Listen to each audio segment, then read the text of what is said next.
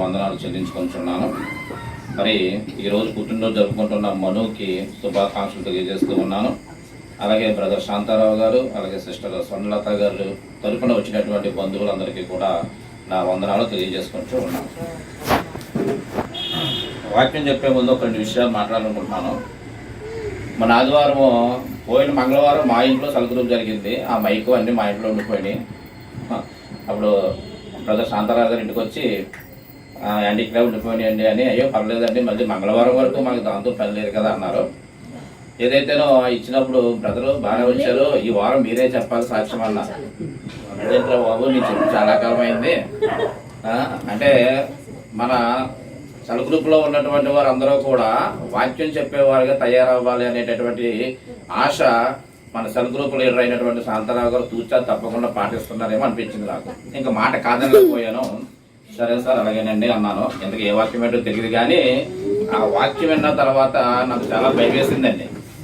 ఎందుకంటే మాస్టర్ గారు చెప్తే దాన్ని మనం యాక్సెప్ట్ చేయగలం, కానీ ఒక విశ్వాసం చెప్తే దాన్ని పాస్టర్ గారు చెప్పేస్తున్నారు అది ఇది అన్న ఫీలింగ్ వస్తుందా ఏంటని మరి తప్పగా మరి ప్రిపేర్ అయ్యాను. మరి పాస్టర్ గారు చెప్పిన దాన్ని మనం రీక్యాప్ చేయాలి కాబట్టి మరి ఏమన్నా ఇక్కడ కొన్ని హెచ్చరికలు గర్జింపులు ఉంటే మరి మనసారా స్వీకరించమని ముందుగానే కోరుతూ ఉన్నాను సంఘానికి.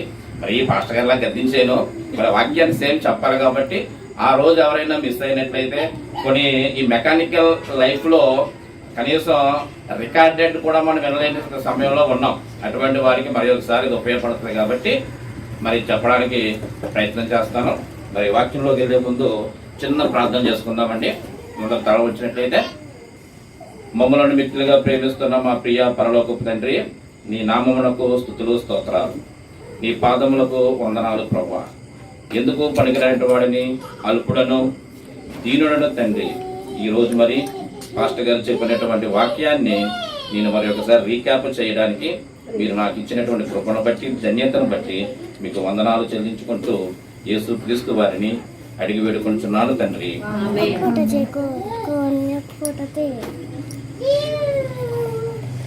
మరి రెఫరెన్స్ చాలా ఉన్నాయండి. మరి మనకి టైం కూడా పెద్ద ఎక్కువ ఉండదు కాబట్టి తర్వాత మరి డిన్నర్ ఉంది, బర్త్డే కేక్ కటింగ్ ఉంది, చాలా సాక్ష్యాలు గట్రా ఉన్నాయి కాబట్టి మరి కొద్దిగా త్వరగా చెప్పడానికి మరి ఇచ్చినటువంటి సమయాన్ని సద్వినియోగం చేసుకోవడం ప్రయత్నం చేస్తాను. ముందుగా ఈ టాపిక్ ఏంటంటే, ఈరోజు మన జీవితాన్ని దేవునికి ఎలాగ సమర్పించుకోవడం అంటే ప్రతిష్ఠించుకోవడం అంటే how to consecrate our lives to the God. మన ప్రియమైన యేసు క్రీస్తు వారికి మన జీవితాలని ఏ విధంగా సమర్పించుకోవాలి అనేది చూస్తే, మనందరము ఇక్కడికి వచ్చాం. మనందరము ఎవరమండి?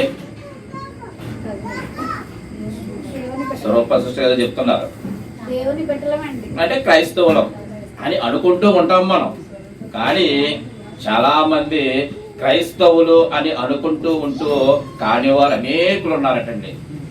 సో మన దేవుణ్ణి ఆరాధిస్తున్నాం, చర్చికి వెళ్తున్నాం, ఉపవాసాలు ఉంటున్నాం, బాప్తిసం తీసుకున్నాం, హోలీ కమ్యూనియన్ స్వీకరిస్తాం, దేవుని కార్యక్రమాలు చేస్తూ ఉంటాం. కానీ మనం నామమాత్రం క్రైస్తవులుగానే ఉంటూ ఉన్నామంట. అందరూ అని చెప్పట్లేదండి. అందులో మోర్ దాన్ 75% వరకు కూడా క్రైస్తవులు అని పిలుచుకుంటూ చెప్పుకుంటూ ఉంటారు, కానీ వాళ్ళు క్రైస్తవులు కారట. వాళ్ళని ఏమంటామంటే సెల్ఫ్ క్లైమ్డ్ క్రిస్టియన్స్ అని పిలుస్తూ ఉంటాం. అసలు ఎందుకు ఇలా ఉంది? ఈ సెల్ఫ్ క్లైమ్డ్ క్రిస్టియన్స్ గా ఎందుకు ఇలా ఉన్నారు అనేది మనం చూసినట్లయితే, ఇలాంటి వారి కోసం వాక్యం ఏం చెప్తుందంటే, మత్తయి 7వ అధ్యాయము 21వ వచనం చూసినట్లయితే, ప్రభువా ప్రభువా అని పిలుచువాడు పరలోక రాజ్యం చేరడు గాని తన చిత్తాన్ని నెరవేర్చేవాడు పరలోక రాజ్యానికి వారసుడు. చూసారండి, మనం చర్చికి వెళ్తాం, ప్రభువా ప్రభువా యేసయ్యా నీవే మాకు రక్షణ, యేసయ్యా నీవు తప్ప మాకు వేరొక దేవుడు లేడు అని మనం ప్రార్థిస్తూ ఉంటామండి, అడుగుతూ ఉంటాం, గోజాడుతాం, వేడుకుంటాం. అయినంత మాత్రాన మనకి అక్కడ పరలోక రాజ్యం అనేది కన్ఫర్మ్ కాదండి. కాబట్టి మనం ఏమన్నా ఈ 75% లో ఉన్నామా అనేది ఒక్కసారి మనం ఎవరి మటుకు వాళ్ళు సెల్ఫ్ ఇంట్రాస్పెక్షన్ చేసుకోవాల్సిన అవసరం ఎంతైనా ఉంది. వాక్యానికి సంబంధించినటువంటి క్రియలు చేస్తూనే ఉంటారు, కానీ మనసు ఒకలాగా ఉంటుంది. చర్చిలో ఒకలా బిహేవ్ చేస్తూ ఉంటారు, బయటికి వెళ్తే ఇంకోలా ఉంటూ ఉంటారు. అంటే మనము సంపూర్ణమైనటువంటి క్రైస్తవులుగా మనం ఇంకా చలామణిలోకి రావట్లేదండి. చాలా మంది సంపూర్ణ క్రైస్తవులుగా పిలువబడట్లేదండి. మనం నిజంగా భయం వేస్తుందండి వాక్యం ప్రిపేర్ అయ్యేటప్పుడు. నిజమేనా, మేము కూడా ఇందులోనే ఉన్నామా, ఇంకా మేము మాలో తగ్గించుకోవాల్సినవి చాలా ఉన్నాయా, ఇంకా దేవునికి దగ్గర అయ్యేటటువంటి క్రియలు అనేకమైనవి చేయవలసినవి ఎంతైనా ఉన్నాయి అని ఆలోచన వచ్చిందండి. మనం ఉపవాసం చేస్తూ ఉంటాం, ప్రతి శుక్రవారం ప్రతి ఆదివారం చర్చికి వెళ్తూ ఉంటాం, ప్రార్థనలు చేస్తూ ఉంటాం. అయినంత మాత్రాన మరి ఎందుకు ఇలా జరుగుతూ ఉంది?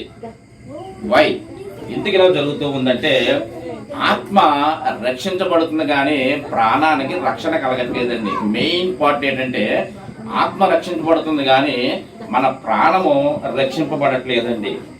మనకి చూడండి, our spirit should be saved, our soul should be saved, our heart should be saved. ఈ మూడు కూడా ఎప్పుడైతే రక్షింపబడతాయో అప్పుడే మనకి నిజమైన రక్షణ. ఈ మూడటిల్లో ఏ ఒక్కటి కాకపోయినా, ఉదాహరణ చూడండి, ఎంప్లాయీస్ తెలుసు, డిపార్ట్మెంటల్ ఎగ్జామ్స్ అనేవి ఉంటాయి. ఒకదానికి ఒకటే పేపర్ ఉంటుంది, ఒకదానికి 2 పేపర్లు ఉంటాయి. ఆ 2 పేపర్లో పాస్ అవుతేనే ఆ సబ్జెక్ట్ పాస్ అయినట్టు. అందులో ఒకటి పాస్ అయ్యి ఒకటి పోయినట్లయితే పోయినట్టే. అలాగే ఈ మూడట్లో కూడా ఖచ్చితంగా మనకి రక్షణ అనేది మనకి కలిగి ఉండాలండి. 1 తెస్సలోనికలో 5:23 చూసినట్లయితే, యేసు రెండవ రాకడలో మీ ఆత్మయు జీవమును శరీరమును నిందారహితంగా ఉండాలండి.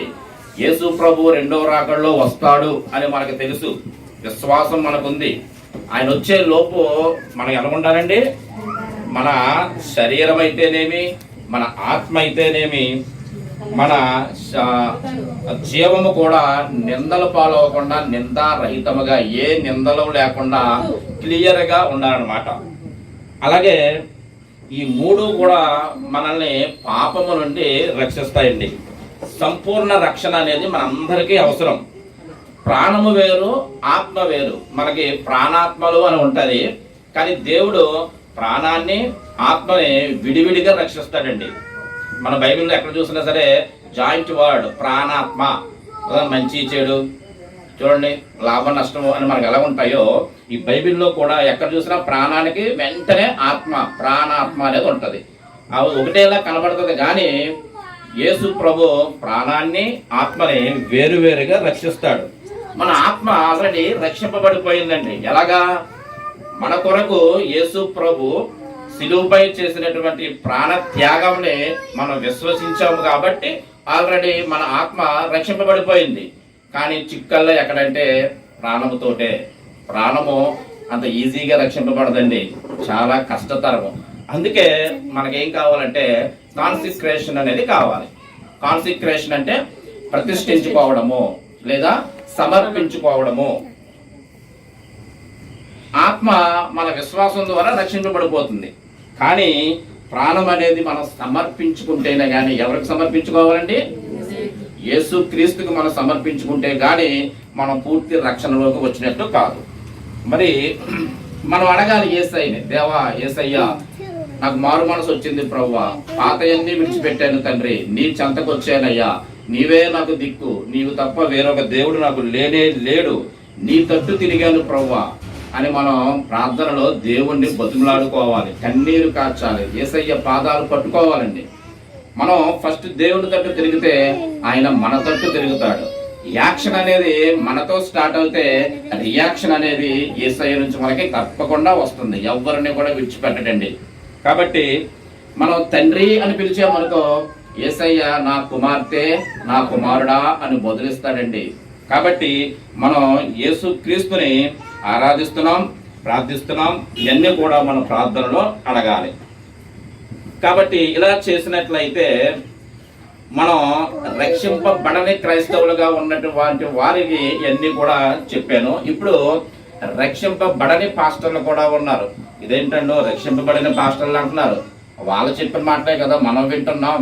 వాళ్ళు చెప్పిన వాక్యమే కదా మనం వింటున్నాం, ఆ విధంగా నడుచుకుంటున్నాం కదా, మరి వాళ్ళకే రక్షణ లేకపోతే విశ్వాసమైన మనకేంటండి అని మనకు డౌట్ రావచ్చు. అవునండి, నిజమే. ఏంటంటే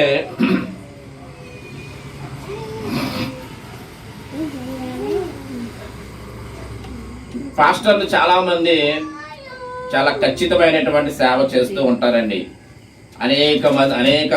కొంతమంది అయితే అద్భుతాలు చేస్తూ ఉంటారు, ఆశ్చర్య కార్యాలు చేస్తూ ఉంటారు, అనేక మందిని రక్షణలోనికి నడిపిస్తూ ఉంటారు, ప్రభువు నామాన్ని ప్రదర్శిస్తారు.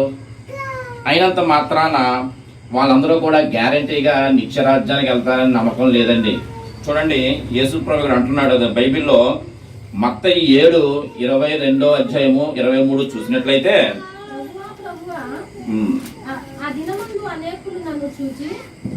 ప్రభువా ప్రభువా మేము నీ నామమును ప్రవచింపలేదా, నీ నామమును దయ్యములను వెళ్ళగొట్టలేదా, నీ నామమున అనేకమైన అద్భుతములు చేయలేదా అని చెప్పుతున్నారు. చూడండి, అనేకమైన అద్భుతాలు చేసాం, నీ నామములో అనేక దెయ్యాలను పోగొట్టాం ప్రభువా, అనేక మందిని రక్షణలో నడిపించాం, నీ యొక్క వాక్యాన్ని ప్రచురించాం ప్రభువా అని అంటూ ఉంటారు. కానీ యేసు ప్రభు ఏమంటాడు కదా, గట్లాస్ట్ మీరెవరో నాకు తెలియదు అనే సందర్భాలు కూడా ఎదురవుతూ ఉంటాయండి. ఇలాగా వాక్యం బోధిస్తూ ఉంటారు, ప్రజలను ఆకర్షిస్తూ ఉంటారు, కానీ నరకానికి పోయేటటువంటి పాస్టర్లు చాలా మంది ఉంటారు.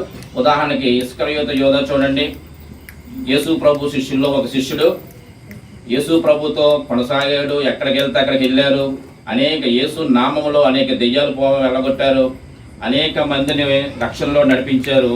కానీ 30 వెండి నాణేల గురించి యేసు ప్రభువుని ఆ సైన్యానికి అప్పగించి ఆయన నరకానికి వెళ్ళిపోయాడు. యేసు బాధపడ్డాడు. ఏమన్నాడంటే, ఓయి నరపుత్రుడా, నువ్వు పుట్టడమే వేస్ట్ అని చెప్పి చాలా బాధపడ్డాడు. అతనికి ఏమన్నాడంటే, ఈ సన్ ఆఫ్ డిస్ట్రేషన్, నువ్వు పాడు చేయడానికే, నాశనానికే నువ్వు పుట్టావు అని కూడా చెప్పడం జరిగింది. కాబట్టి ఎంతోమంది పాస్టర్లుగా ఉంటూ ఉంటారు, కానీ వాళ్ళ పాత జీవితాన్ని, వాళ్ళ పాపపు జీవితాన్ని, అందరూ అని కాదండి, కొంతమంది అండి, అది మాత్రం గుర్తుపెట్టుకోవాలి. అందరూ అనట్లేదు, కొంతమంది పాత జీవితాన్ని, పాపపు జీవితాన్ని వాళ్ళు కొనసాగిస్తూ ఉంటారు. కాబట్టి వాళ్ళు నిత్యరాజ్యాన్ని కాకుండా నరకానికి వెళ్ళడానికి అవకాశం ఉందన్నమాట. అలాగే దేవుడు తీర్పు తీర్చేటప్పుడు నిర్మలుడుగా ఉంటాడండి. స్టబాన్, సపోర్ట్గా ఎవరికే ఉండడు. ఏది కరెక్టో, ఏది తప్పో, ఏది రైటో ఆ విధంగా ఆయన తీర్పు తీర్చుతాడు. 1 పేతురు 4:17 మనం చూసినట్లయితే,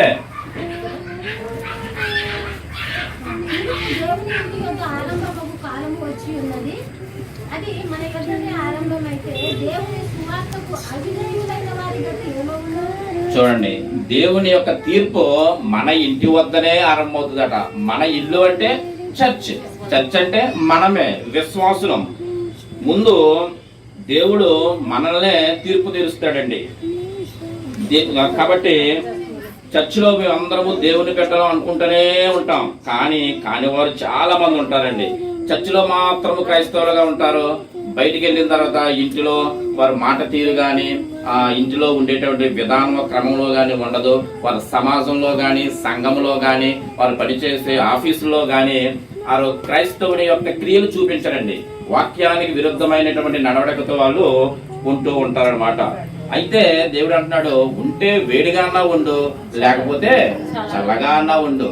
వేడిగా అంటే ఏంటి? యేసు ప్రభు గురించి మనం రగిలింపబడాలి, వాక్యము ద్వారా రగిలింపబడాలి. చల్లగా అంటే లోకానుసారమైన జీవితం వైపు వెళ్ళిపో, నా తట్టు వద్దు, నువ్వు నీ ఇష్ట ప్రకారంగా నువ్వు వెళ్ళిపో, అదే చల్లగా అంటే. అంతేగాని మనం నునివెచ్చగా ఉండకూడదండి. ఉంటే యేసు కొరకు ప్రాణం పెట్టడానికి సిద్ధంగానే ఉండాలి, లేదు లోకానుసారమైన జీవితం అయిపోయినా సరే మనం వెళ్ళిపోవడాలి, అంతే తప్ప నునివెచ్చని క్రైస్తవులుగా మనం ఉండకూడదండి. కొంతమంది చూడండి, గొర్రె చర్మం కప్పుకున్న విధంగా ప్రవర్తిస్తూ ఉంటారు. అంటే వేషధారణ కలిగిన జీవితం, మనసులో ఒకటి ఉంటుంది, బయటికి ఇంకోటి మాట్లాడుతూ ఉంటారు. ఆ విధమైన జీవితం చాలా డేంజర్ అండి. కాబట్టి మనం మారవలసిన సమయము, మనలో మార్చుకోవలసిన విషయాలు చాలా ఉన్నాయండి. అలాగే తీర్పు అనేది దేవుడు 2 విధాలుగా ఉంటుందండి.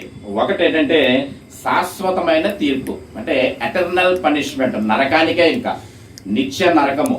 రెండోది మామూలుగా శిక్ష, పనిష్మెంట్. ఈ నిత్య నరకానికి పనిష్మెంట్ అనేది ముందు మనకే ఇస్తాడు దేవుడు.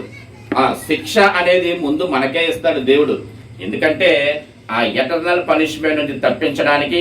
ఎందుకంటే మనం ఆయన బిడ్డలము కాబట్టి, ఆయన్ని మనం ప్రేమిస్తున్నాము, ఆరాధిస్తున్నాం కాబట్టి, అయ్యో నా కుమార్తె నా కుమారుడు నరకానికి వెళ్ళకూడదు అని శిక్ష అనేది ముందు దేవుడు మనకే ఇస్తాడు. ఆ శిక్ష ద్వారా మనం సెట్ అయిపోవాలి, వాక్యానుసారమైన జీవితంలోకి మనందరము వచ్చేయాలండి. అలాగే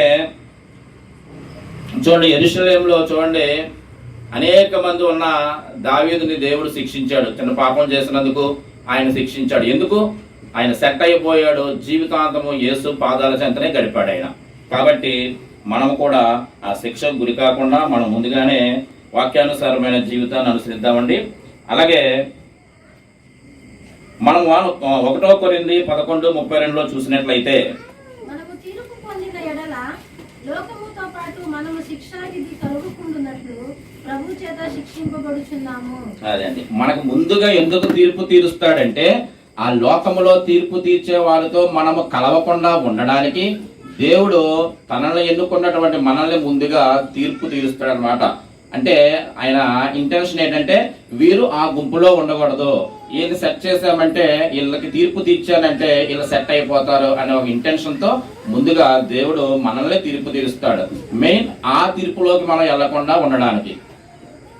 తర్వాత మన పైన శిక్ష వచ్చిందంటే కనుక మనం సరెండర్ అయిపోవాలండి, ఇంకా సెట్ అయిపోవాలి మనం. ఓకే ప్రభువా, ఇంతవరకు నేను ఏదో పాప జీవితాన్ని గడిపాను, నేను రిపెంటెన్స్ పొందాను, మారు మనసు పొందాను ప్రభువా, నీ తట్టు తిరుగుతున్నాను ప్రభువా అని మనం అనుకోవాలి తప్ప మనం అన్యులతో పోల్చుకోకూడదండి. వాళ్ళు లంచాలు తీసుకుంటున్నారు కదా, అదేంటి ఆ శిక్ష ఏమీ లేదని బాగానే ఉన్నాడు, వీడు బూతులు మాట్లాడతాడు కదా, నేను బూతులు మాట్లాడను కదా, కానీ దేవుడేంటి నాకే శిక్షించాడు, ఇలాగ మనం అన్యులతో మనం కంపేర్ చేసుకోకూడదు అనమాట.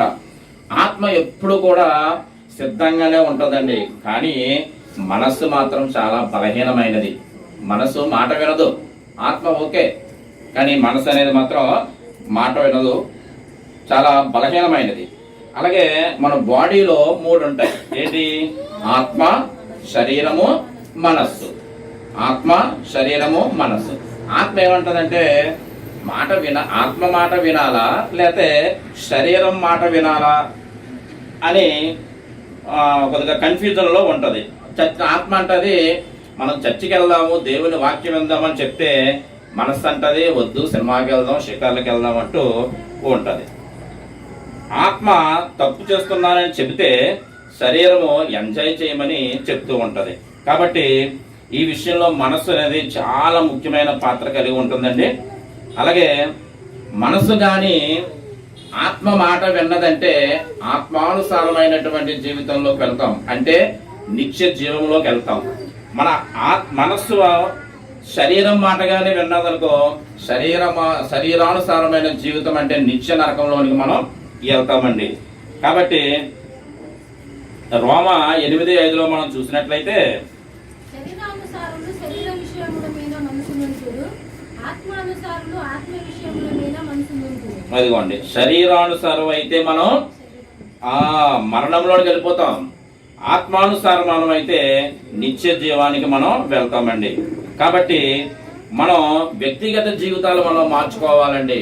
ఎప్పుడూ కూడా మనం స్ట్రైట్ గా ఉండకూడదు, వ్యక్తిగత జీవితాలు మనం మార్చుకోవాలి. తప్పు చేసామంటే పశ్చాత్తాపం పొందాలి, లేని పక్షంలో మనం నరకానికి పాత్రలం అవుతామండి. మన మనస్సు మారాలంటే సమర్పణ అనేది కావాలండి, అంటే ప్రతిష్ఠించుకోవడం అనేది కావాలి. మాస్టర్ గారు ఈ సమర్పణ మన మనసు అనే దాన్ని ఫోన్ తో కంపేర్ చేశారు. మన బాడీ ఫోన్ లో ఉన్నటువంటి బాడీ మన దాంతో పోల్చారు. అలాగే మదర్ బోర్డ్ అనే ఫోన్ లో ఒకటి ఉంటుంది, దాన్నేమో మనకి మైండ్ తో పోల్చారు. సిమ్ కార్డ్ ఉంటుంది, చిప్, దాన్నేమో మనకి హార్ట్ తో పోల్చారు. ఆత్మ బాగుంటది, దేవుని యొక్క వాక్యాన్ని ఒక సిగ్నల్ లాగా రిసీవ్ చేసుకుంటది ఆత్మ. కానీ ఆ ఆత్మ రిసీవ్ చేసుకున్నటువంటి వాక్యాన్ని మన మనసుకు పంపిస్తుంది. అక్కడ మనసు పాడైపోయి ఉంటది, భ్రష్టు పట్టేసి ఉంటది, అది రిసీవ్ చేసుకోదు. టోటల్ గా మన బాడీ పాడైపోతుంది అన్నమాట. కాబట్టి మనస్సు గాని మనం సమర్పించుకోకపోతే రక్షణ లేని క్రైస్తవులుగా మనం మిగిలిపోతామండి. కాబట్టి మనస్సు మార్చు ప్రభువా అని మనం యేసుని ప్రార్థనలో మనం బతుములాడుకుంటూ ఉండాలి. అంటే ఈ కాన్సెక్రేషన్ అనేది 3 లెవెల్స్ లో మనకు చెప్పారు పాస్టర్ గారు. ఆ 3 ఏంటంటే నిజమైనటువంటి క్రైస్తవులకు ఉండవలసినటువంటి సమర్పణలు, ట్రూ క్రిస్టియన్స్. అలాగే నిజమైన శిష్యులకు ఉండవలసినటువంటి సమర్పణలు ఏంటి, ఒక నిజమైన లీడర్కు ఉండవలసినటువంటి సమర్పణలు ఏంటి చూద్దాం. ఇప్పుడు నిజమైన క్రైస్తవులు ఇప్పుడు చెప్పుకున్నాం కదా, మన శరీరము, మనస్సు, హృదయము, ఈ 3 కూడా మనం దేవునికి ప్రతిష్ఠించుకున్నప్పుడే మనం నిజమైన క్రైస్తవుడు అని మనం పిలువబడతాం. నిజమైన క్రైస్తవుడుగా మనం ఉండగలం. ఈ శరీరం గురించి మనం చెప్పుకున్నట్లయితే మన శరీరాన్ని నలగగొట్టుకోవాలండి. అంటే ఏదో శుద్ధి తెచ్చేసుకున్న పెద్ద రాయి తెచ్చి కొట్టడం కాదు. అంటే మనం కంట్రోల్లో ఉండాలి. మనం శరీరాన్ని ఇష్టమైన రీతిలో కాకుండా మనకు ఉన్నటువంటి కోరికలను మనం చంపుకోవాలి. ఉదాహరణకి అలాగే మన కన్నులతో మనం నిబంధన కూడా చేసుకోవాలి. అది నేను చూడకూడదు, అలాగే అది వినకూడదు, అది మాట్లాడను అనే విధంగా మనం ఉంటూ ఉండాలి. అలాగే ఉపవాసం కూడా మనం నేర్చుకోవాలండి. మరి నేనైతే ఉపవాసం చేయట్లేదు, ఈ వాక్యం విన్న తర్వాత చెయ్యాలని అనిపిస్తూ ఉంది. మరి చేయడానికి ప్రయత్నం చేస్తాం. అందుకే చెప్పాను ముందుగానే, ఇవన్నీ కూడా మనకి హెచ్చరికలని చెప్పేసి. మనందరికీ కూడా చాలా మంచి వాక్యం ఇది.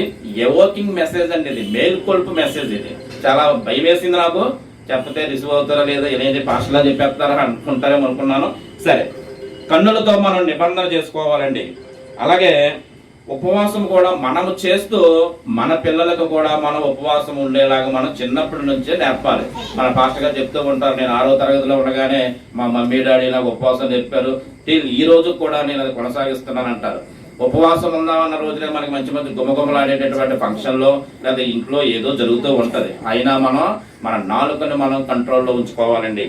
మనం తిండిపోతులుగా ఉన్నామనుకో, తిండిపోతు పరలోక రాజ్యానికి వారసుడు కాడు.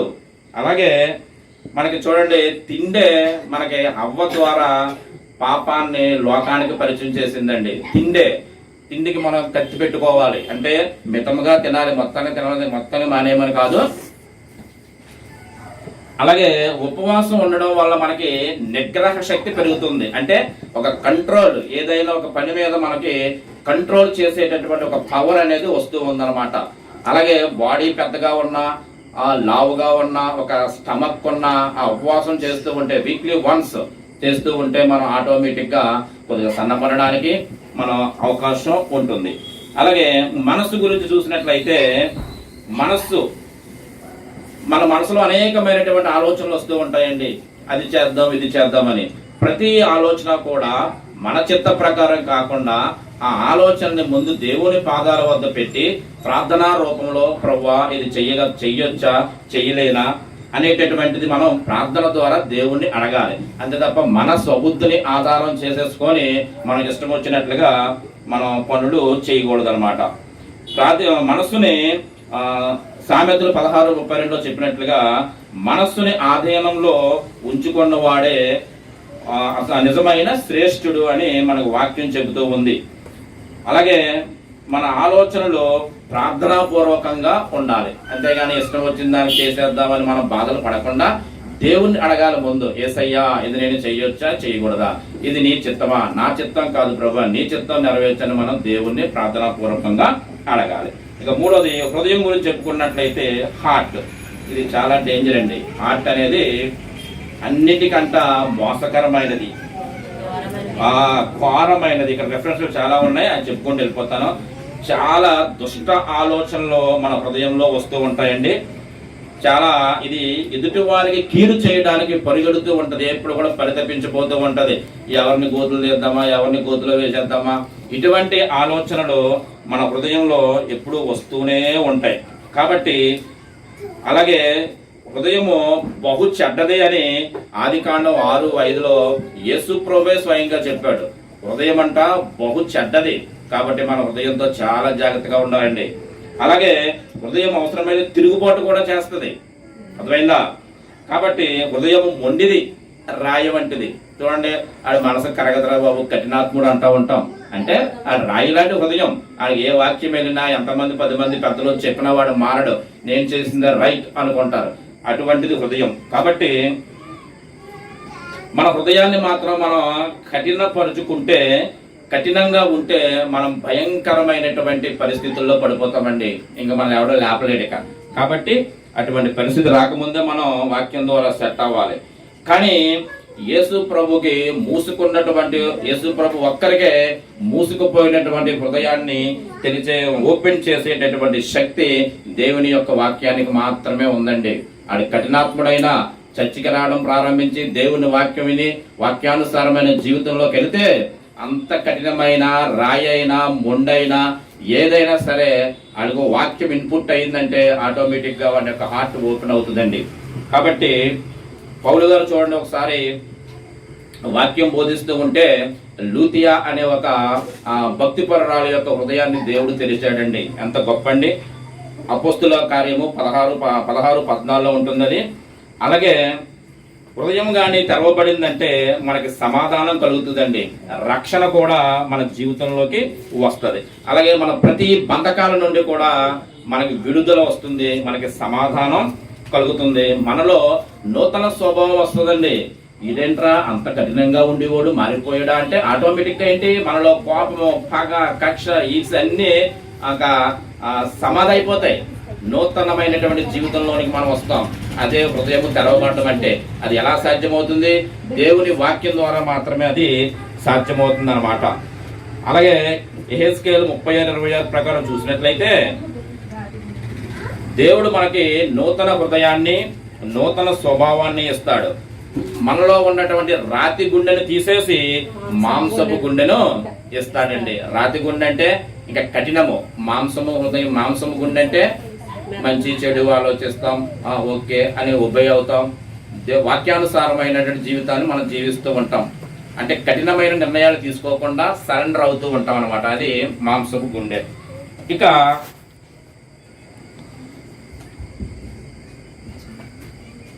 ఇక రెండో చూసినట్లయితే నిజమైన శిష్యుడికి ఉండవలసినటువంటి సమర్పణలు ఏమిటి?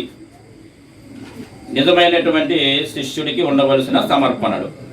శిష్యుడు అంటే సమస్తాన్ని విడిచిపెట్టేసి అమ్మ, నాన్న, అక్క, తమ్ముడు, చెల్లి అని బంధు ప్రీతి చూపించకుండా త్యాగం చేసి విడిచిపెట్టి వచ్చిన వాళ్ళే శిష్యులు అని అంటాం. శిష్యులకి ఏంటంటే ఫ్యామిలీ కన్నా ముందు దేవునికి ప్రయారిటీ ఇవ్వాలండి. యేసయ్య అంటాడు, ఫ్యామిలీ అనేది సెకండ్ ప్లేస్, నన్ను నువ్వు మొదటి ప్లేస్ లో పెట్టుకోవాలి. లోకా 14:25-26 చూసినట్లయితే అప్పుడే మనం నిజమైన శిష్యులు అవుతాం. అన్ని విడిచిపెట్టి, సమస్తాన్ని విడిచిపెట్టి మనం దేవుని తట్టు తిరగాలి. ఎవరైనా తప్పు చేస్తే మనం గద్దించాలి, మొగమాటానికి పోకూడదండి. మన పాస్టర్ గారు చూడండి, వాక్యాలు చెప్పేటప్పుడు పెద్దవాళ్ళు ఉన్నారా, హైయర్ ఆఫీసర్స్ ఉన్నారా చూడరు.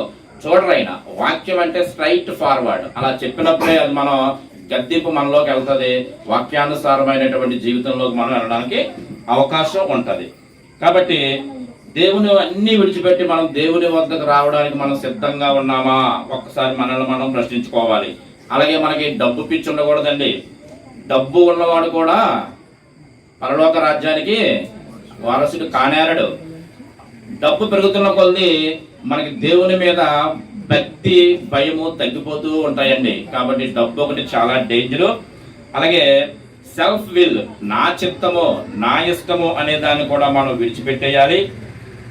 చూడండి, యోహాను 6:39 యేసుప్రభు అంటాడు, తండ్రి చిత్తము నెరవేర్చడానికే నేను ఇక్కడికి వచ్చాను భూమి మీదకి, కానీ నా చిత్తము కాదంటాడు. అలాగే మన జీవితాల్లో కూడా మన చిత్తము కాదు, యేసయ్య చిత్తం మన జీవితంలో నెరవేరపడాలి అని మనం ప్రార్థనలో అడగాలి.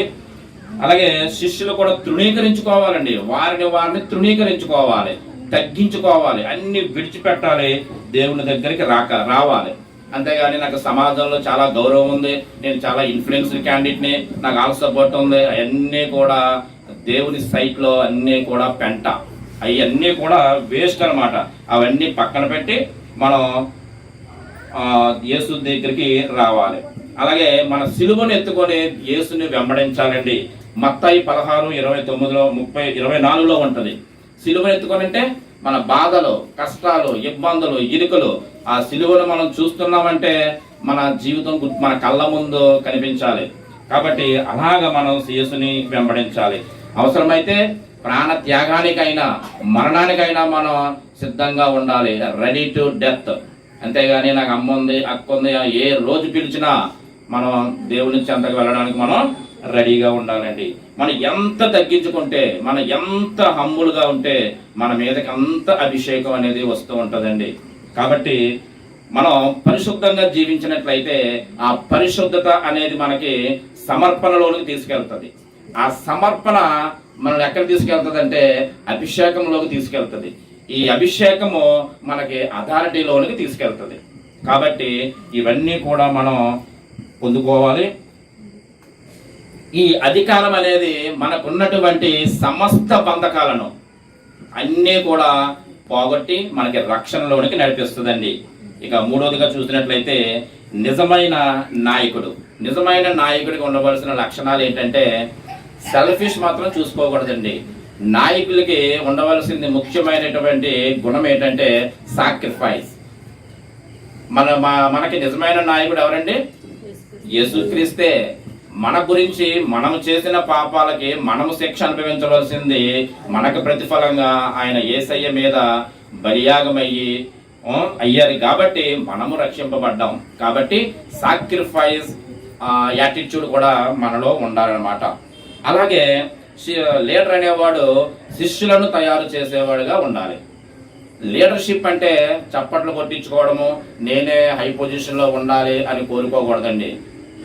అలాగే లీడర్షిప్ అంటే ముళ్ళ కిరీటంతో సమానం. అలాగే లీడర్షిప్ అంటే బరువు బాధ్యతలు ఉంటాయి. ఉదాహరణకి మన సెల్ గ్రూప్ని మన బ్రదర్ శాంతారావు గారు ఎంతో చక్కగా నడిపిస్తూ ఉంటారు. అదొక బాధ్యత, ఆయన ఒక బరువు. నేనున్నాననుకో ఓ 10 సార్లు ఫోన్లు చేయించుకుంటే కానీ రాను. మరి ఈ సంవత్సరం ఆ ఫోన్లు చేయించుకోకూడదని ఆశపడుతూ ఉన్నాను. కానీ అంటే నేను రాకపోయినా ఎవరికి ఇంటిమేట్ చేయాల్సిన లేదు. కానీ మరి శాంతారావు గారు ఆ రోజు లేరంటే సీనియర్ బ్రదర్కో లేకపోతే క్లారా సిస్టర్ గారికో ఎవరికో చెప్పి కండక్ట్ చేయండి అని ఒక రెస్పాన్సిబిలిటీ. లీడర్షిప్ అంటే ఒక రెస్పాన్సిబిలిటీ. కాబట్టి అలాగే లీడర్ అనేవాడు ఇతరులను పైకి లేపేవాడుగా ఉండాలండి. అంతే చప్పట్లు కొట్టించుకునేవాడుగా కాదు, ఇతరుల కోసం ప్రాణం పెట్టేవాడుగా ఉండాలన్నమాట లీడర్ అంటే. కాబట్టి అలాగే అవసరమైతే మన పిల్లలకి మనమే లీడర్లం. ఎవరండి? కుటుంబంలో ఉన్న పిల్లలకి ఫాదరు మదరే లీడర్స్. వాళ్ళకి మనమే రోల్ మోడల్స్. కాబట్టి మనం మంచిగా ఉంటూ మనకి సాక్రిఫైస్ లైఫ్ అలవర్చుకుంటూ మన పిల్లల్ని కూడా ఒక లీడర్ లాగా మనం తయారు చేయాలి. అవసరమైతే దేవుని కొరకు ప్రాణం పెట్టేవాళ్ళుగా ఉండాలండి. ఉదాహరణకు చూడండి, మోషే, అబ్రహాము బైబిల్లో మనందరికీ తెలుసు. ఆ విధంగా ఉండాలి. అంతేగాని లీడర్ అంటే హైట్, వెయిట్, రంగు, మంచి స్ట్రెంగ్త్ ఇవి కాదండి. లీడర్కి ఉండవలసింది ఏంటంటే హానెస్టీ ఉండాలి, విజన్ ఉండాలి, సాక్రిఫైస్ చేసే లక్షణం ఉండాలి. అప్పుడే ఆయన నిజమైనటువంటి లీడర్ అనిపించుకుంటాడు. కాబట్టి ఇంతవరకు మనం విన్నటువంటి ఈ వాక్యంలో మనం ప్రార్థన చేస్తూ మనము నరకానికి వెళ్ళే క్రిస్టియన్లుగా కాకుండా, అలాగే నరకానికి వెళ్ళే పాస్టర్లుగా కాకుండా, మనము సేవ్డ్ క్రిస్టియన్స్గా, సేవ్డ్ పాస్టర్లుగా, సేవ్డ్ లీడర్స్గా ఉంటూ మనము రక్షింపబడి అనేకులను వాక్యము వినిపించి రక్షింపచేసి దేవునిలో నడిపించాలని కోరుకుంటూ ఈ వాక్యాన్ని ఇందులో ముగిస్తున్నాను. Praise the lord. Thank you sir. చక్కగా ఏ పాయింట్ విడిచిపెట్టలేదు, కానీ పాయింట్ టు పాయింట్ కనెక్షన్తో చక్కగా చెప్పారు. దానికి మరొకసారి అందరూ కూడా క్లాప్స్ కొడదాం.